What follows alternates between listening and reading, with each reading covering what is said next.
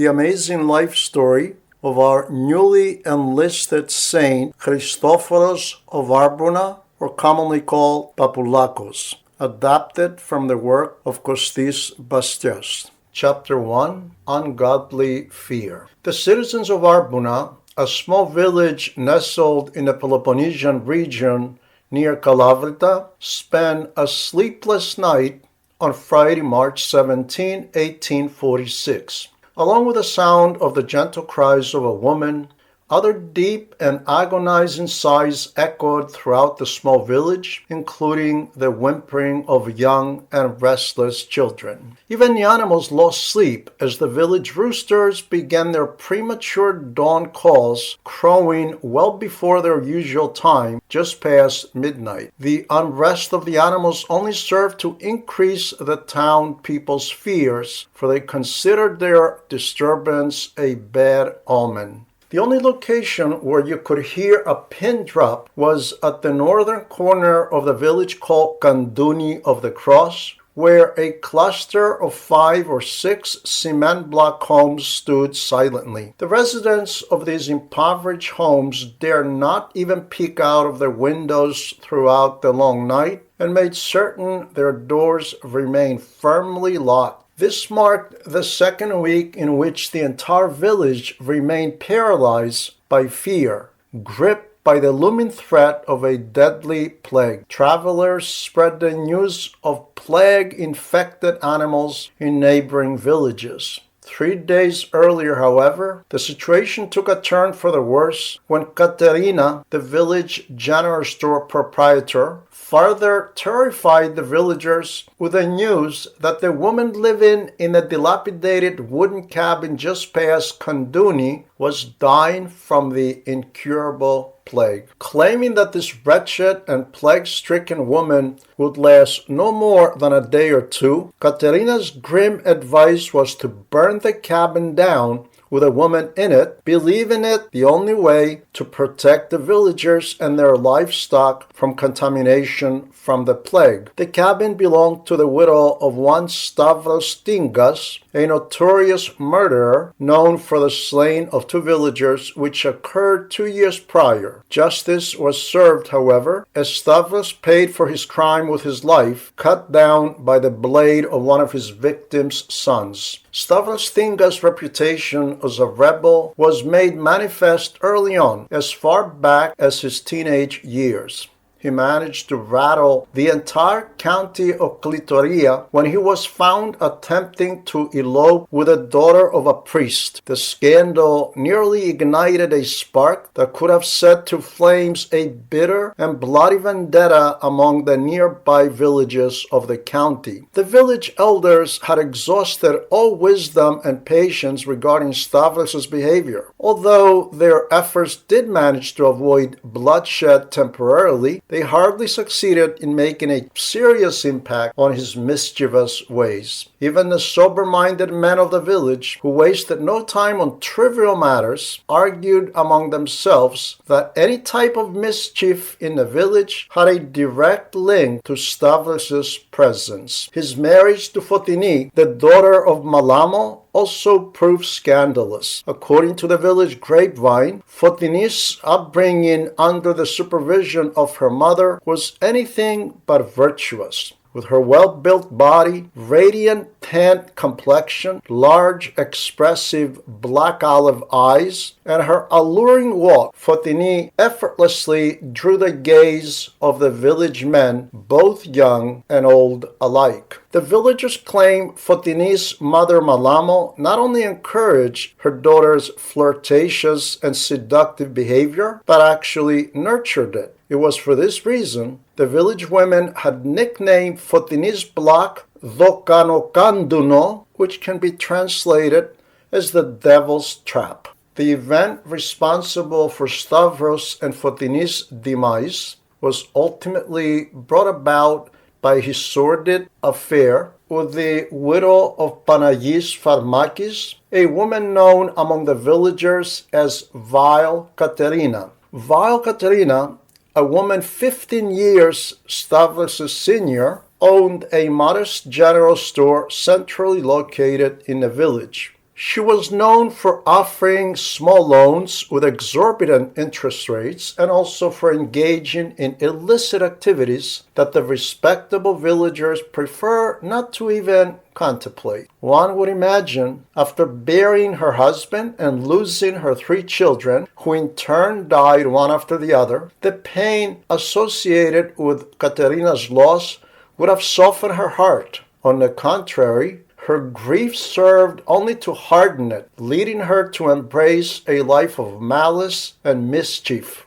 Nevertheless, and in spite of her enduring hardships, Katerina retained a desire for romance that was unconventional for women of her age during that era. Actively pursuing romantic relationships was simply inconceivable for village women in her age group. Not to mention, during this time period in the Peloponnese, love and romance were expected to follow a single and socially acceptable path, the one that led directly to the chapel. Stavros, however, was not easy target in such matters. Rather than falling for Katerina's bait, it was she who unexpectedly found herself ensnared in a romantic trap of her making. Lazy by nature and full of guile, Stavros skillfully made Katerina all sorts of promises about a future walk to the chapel. With his empty words, he managed to convince her to feed him and lend him substantial amounts of money, which he claimed he would repay after their impending wedding. Rumors about the affair were heard daily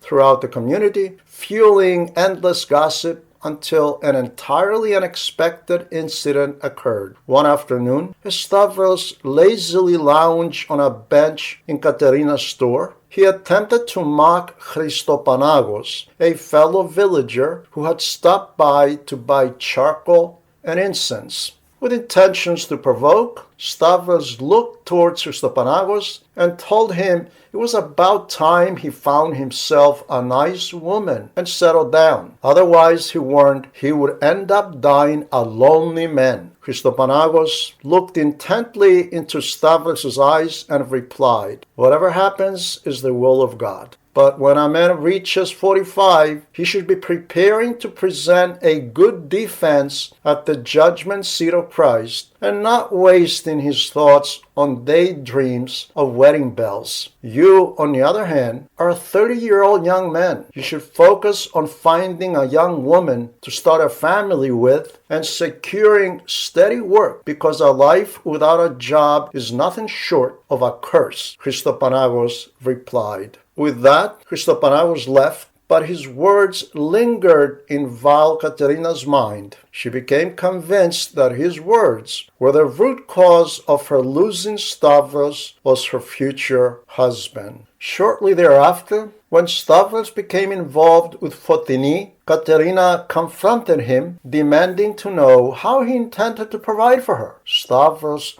calmly reminded her of Christophoros' words. "A jobless life is a curse." He declared that he was ready to work and start a family now, but with the woman he had truly fallen in love with. From that day forward, Val Katerina swore an unrelenting oath. Her life's sole purpose would be to murder and bury the 3 persons ingrained in her bitterness: Stavros, Fotini, and Christophoros. She relentlessly began demanding the substantial sum of money she had loaned to Stavros. Rumor had it that she had even persuaded the 2 men Stavros later murdered to confront him, promising they could keep all the money they managed to extort from him. The son of one of the victims swiftly avenged his father's murder by stabbing Stavros to death with a hunting knife. The act delighted Val Katerina, who now focused all her efforts on ensuring the demise of the other 2, namely Fotini and Christophoros. After her husband's death, Fotini's life became a relentless martyrdom. Young, attractive, and utterly forsaken, she had no extended family to support her. The village women, many of whom had harbored resentment toward her from the start, blamed her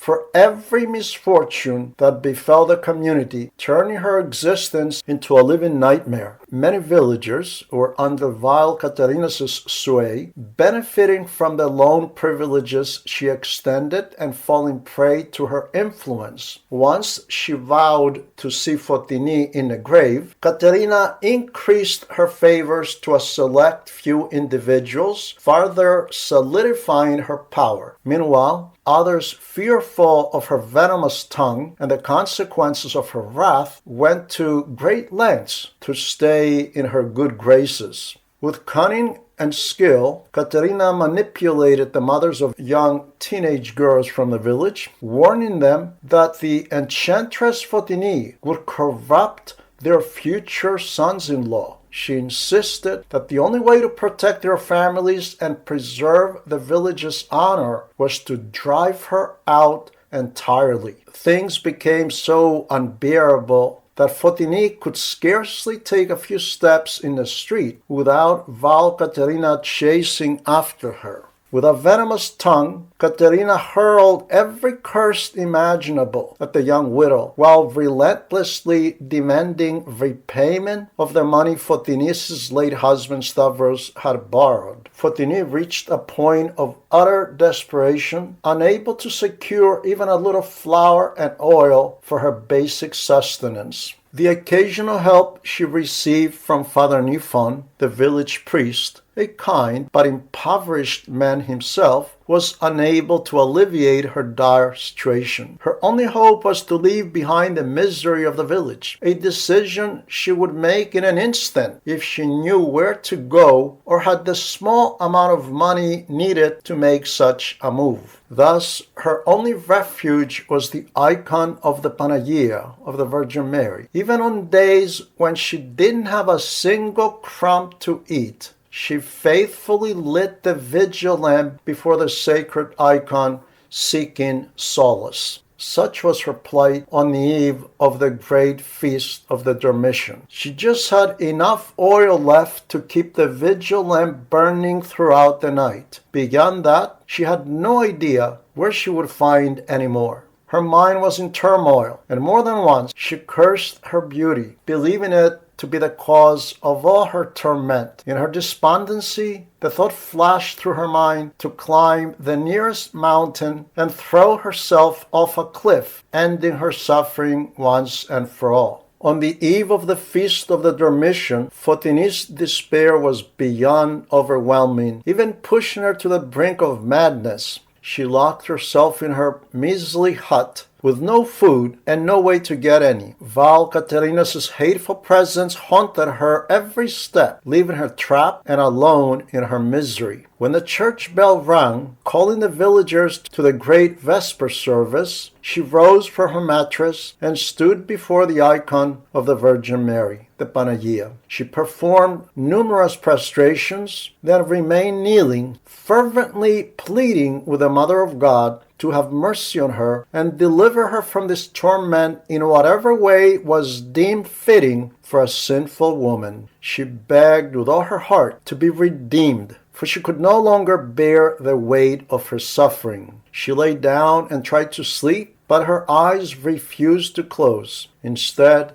she found herself staring at the steady glow of the oil vigil lamp illuminating the icons. This was the summer Pascha, one of the holiest and most joyous feasts of her church. Yet she felt lifeless, as if though more dead than alive. It was well past midnight when she heard the faint sound of someone dragging their feet across her porch. The noise was so soft, yet it sent a jolt of fear through her. Trembling, she stood up and strained to listen, holding her breath as dread crept over her. Her mind raced, imagining the worst, and a cold sweat broke out on her brow. In her heart, she was convinced there wasn't a soul in the village who wished her well. Nevertheless, despite her unease, she was certain the sound was that of a man's footsteps moving toward her home and then away. At the break of dawn, Fotini forced herself out of bed, made the sign of the cross, and cautiously opened her front door. She was bewildered to find a cardboard box sitting on a front step and wondered what could this possibly be. For a moment, she thought the box might contain stolen goods, deliberately placed there by someone plotting to incriminate her and be rid of her for good. But then she hesitated. Would God allow such a terrible injustice? This last thought sparked a glimmer of hope in her troubled heart. Without hesitation, she bent down, grabbed the box, and quickly locked the door behind her. Carefully opening it, she was astonished to find a container of olive oil, a loaf of bread, and a generous portion of meat inside. Beginning that evening of August 14th, and every night thereafter, this angel of God continued to deliver a similar package under the darkness of the night, never revealing his identity. Fotini's curiosity often tempted her to stay awake and uncover the mystery, but she feared such an act might be seen as impious and risk losing the only source of support she had. Far more curious than Fotini was Val Caterina, who was desperate to discover who was keeping her nemesis from starving. One night, determined to solve the mystery, she crept to the house next door to Fotini's and kept vigil. However, her mission was cut short when a flying stone struck her squarely on the head. Terrified, she fled home breathless, trembling with fear. Convinced that the devil himself had his tail in the scenario, she never again dared to spy on Fotini. By the end of February, however, things took a turn for the worse. News of animals dying in neighboring villages, blamed on a plague originating from the Middle East, paralyzed the villagers of Arbouna with fear. Matters grew even worse when rumors spread that Fotini, the widow of Stavros, was infected with a disease and dying of thirst. The villagers became gripped with terror in hearing the news.